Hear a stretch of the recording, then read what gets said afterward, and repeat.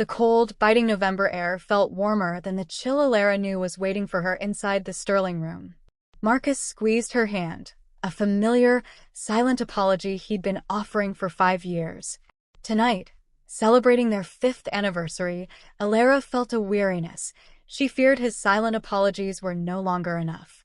They were in Boston, just a few days before Thanksgiving, and the restaurant was imposing. It was a place of dark wood, gleaming marble floors, and crystal chandeliers that refracted light but gave no warmth. The air was heavy with the scent of expensive perfume and roast duck, a place built to remind people of their status. Elara, a black woman in her early 30s, wore an elegant, dark teal dress she had bought specifically for this occasion. She appeared poised and calm, a practiced mask of patience she had worn for 5 years. Internally, she was bracing herself, repeating a mantra, for Marcus. Just for tonight.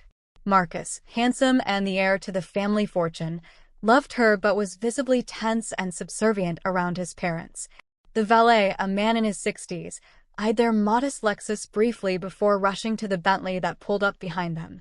Marcus helped Elara out, muttering, "Happy anniversary, Elara. Thank you for doing this."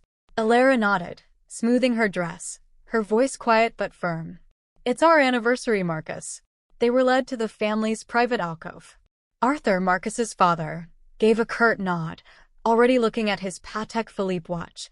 Beatrice, his mother, rose to air-kiss Elara, her cheek never making contact. She was thin, wearing pearls and an icy smile that assessed everything and approved of nothing. "Elara, dear," Beatrice said, her eyes flicking over the teal dress.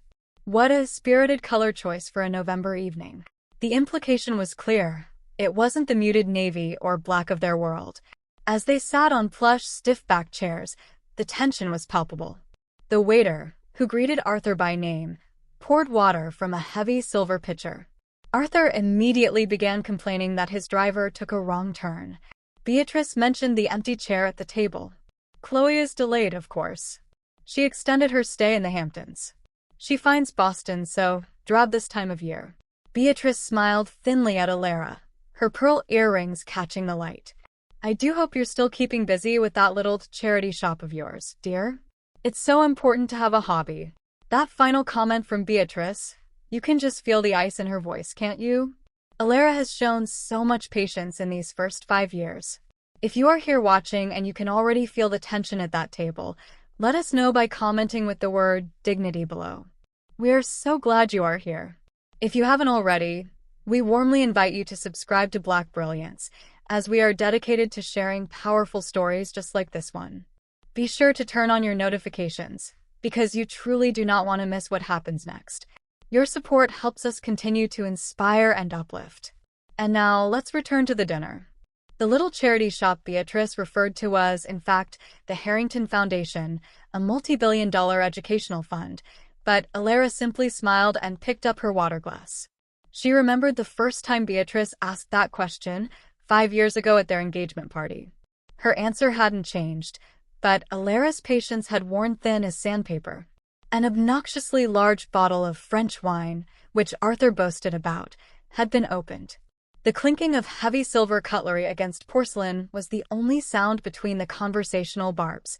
Elara maintained her composure, responding with polite, brief answers. Her internal frustration was growing.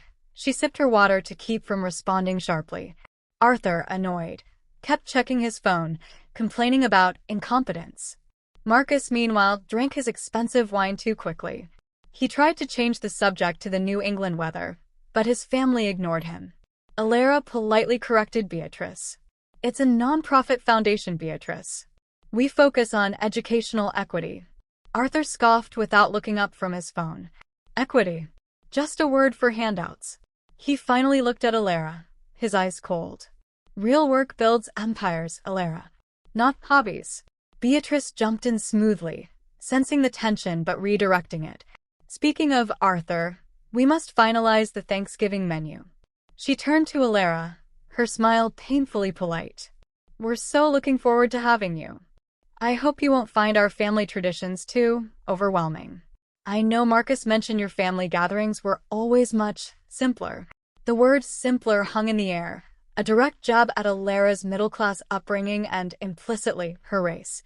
Elara looked directly at Marcus, her eyes pleading for him to intervene. He saw it. He looked down at his plate, cleared his throat, and cut his steak with intense focus. He said nothing. The silence was a betrayal.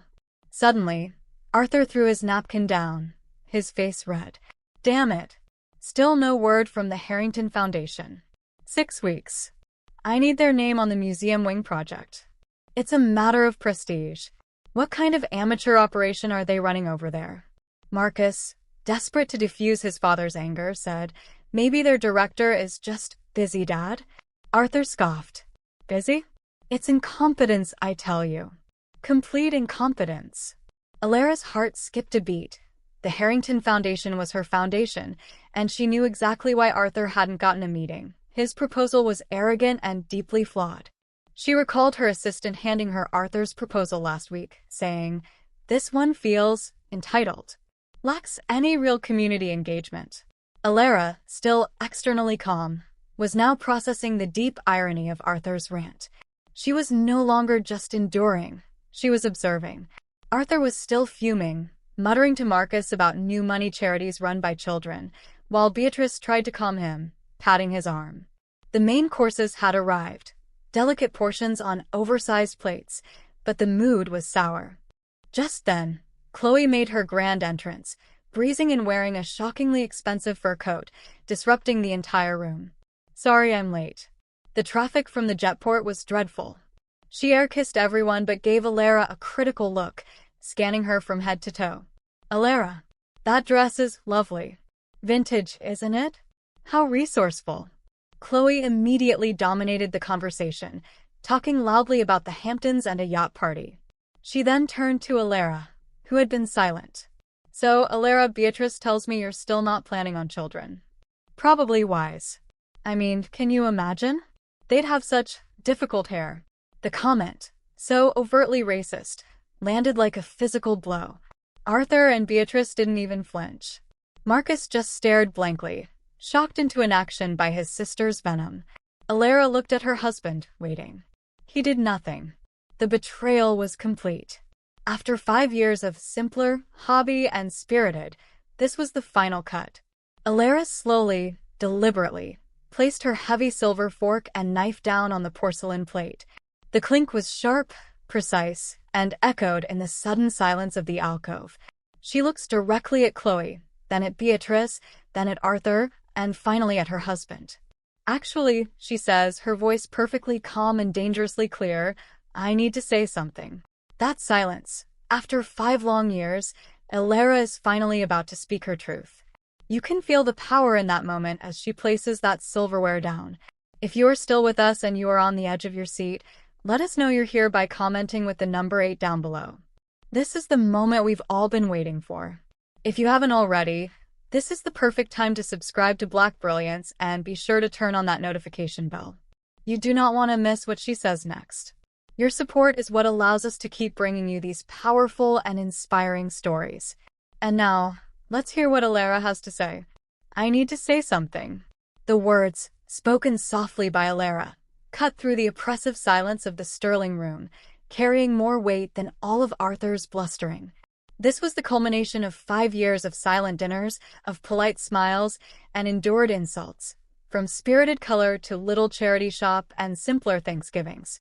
The power dynamic at this table was about to be permanently inverted. All eyes were frozen on Elara. Even the waiter, approaching with a wine bottle, stopped mid-stride. The air was electric with confrontation. Elara was no longer tense or nervous. Her 5 years of patience had solidified into strength.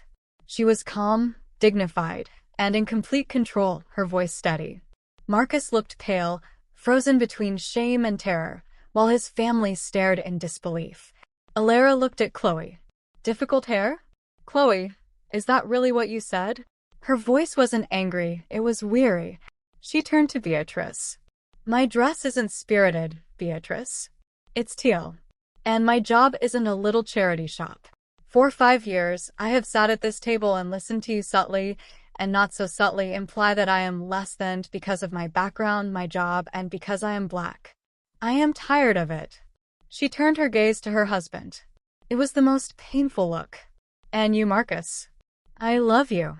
But I am so tired of your silence. Every time they insult me, you cut your steak. You let them. You've allowed this to happen for 5 years, and your silence is the loudest insult of all. Arthur, recovering his bluster, started to interrupt. Now see here, Elara. You don't understand the pressure. Elara held up a single hand, silencing the billionaire. No, Arthur, you don't understand. You're stressed tonight because you can't get a meeting with the Harrington Foundation. You need their prestige for your museum wing. She paused, letting the silence hang. I know, because I am the director of that foundation. And I personally instructed my team to decline your arrogant proposal. The stunned, horrified silence of the entire family was the cliffhanger. Arthur's mouth is literally open. Beatrice's hand is frozen halfway to her wine glass. Chloe looks pale. For a full minute, the only sound was the distant murmur of other diners. The billionaire's family, a group defined by their loud opinions, had finally been rendered speechless. Arthur was scrambling internally, remembering the name on the foundation's website, E. Williams. Elara Williams. He had seen it, but in his arrogance, he never once made the connection. Elara stood up slowly, gathering her purse. Her face was composed. She was not waiting for an apology. She was ready to leave, with or without her husband. Arthur looked pale, processing the dual humiliation, his severe social error and his embarrassing professional blunder. Beatrice and Chloe looked from Arthur to Elara, utterly bewildered. Their worldview, where status was everything, had just been turned upside down. The person they mocked held all the power. Arthur was the first to speak, his voice strained, almost obsequious. You're the director? Why didn't you say anything? Elara looked at him, her gaze unwavering. Why? So you'd treat me like a person? My worth isn't determined by my title, Arthur. I thought my worth to you was supposed to be as your son's wife. As Elara turned to leave the alcove, Marcus stood up, his chair scraping loudly on the marble floor. Elara, wait. He turned to his family, his voice shaking but finding a new strength. She's right. About all of it. I've been a coward. I sat here and let this happen. I am so ashamed. Dad, Mom, Chloe, this stops tonight. This is my wife. Beatrice, realizing the gravity, her son was choosing his wife over them, stood as well. Elara, please. Sit down. I have been cruel. Her voice cracked. I am truly sorry. Elara stopped, her back still mostly to the table, looking only at her husband. She was waiting. I'm so sorry, Elara, Marcus said, tears welling in his eyes. I choose you. I should have chosen you 5 years ago. Please. Choosing to trust him again was harder than speaking her truth, but Elara looked at her husband and saw the man she had first met, not the shadow he had become at this table. She remembered their simple, happy life in their own apartment, away from the influence of his family's money. This was not a magic fix, but a new beginning. She gave a single, slow nod to Marcus. She sat back down. The mood was somber, awkward, and stripped bare of all pretense. Elara was, metaphorically, now the head of the table. The rest of the dinner was quiet. Arthur, humbled and looking his age, quietly asked Elara a real question about her foundation's work. Not as a billionaire angling for prestige, but as someone genuinely curious. So, he said gruffly, this educational equity, what does that actually look like? Beatrice and Chloe were silent, watching Elara with a new, terrified respect. Later, Marcus and Elara drove home. The silence was different, not tense, but heavy with all the things that were finally said. When they got inside their own home, a warm, comfortable apartment that felt worlds away from the cold mansion, Marcus finally broke down, apologizing fully, without his family watching. I promise you, he said, holding her hands, I will never let you be small for them again. I will never be small for them again. Elara accepted his apology, knowing it would take work, but seeing his genuine remorse. The story ends with Elara looking out her window at the Boston skyline. She didn't just win an argument. She reclaimed her dignity. Her voice, her identity, and her worth were always there. The world and her family just had to catch up. She had spoken her truth, and in the silence that followed, she finally, completely, knew she was enough. In the quiet that followed Elara's stand, it wasn't victory that filled the room, but the simple, profound weight of truth. It reminds us that when we set aside our judgment of others, we open the door to true understanding and compassion. If this story of dignity and finding one's voice touched your heart, please consider sharing that warmth with someone who needs it. We invite you to join the Black Brilliance community, where we continue to share stories that uplift and inspire. Thank you for listening.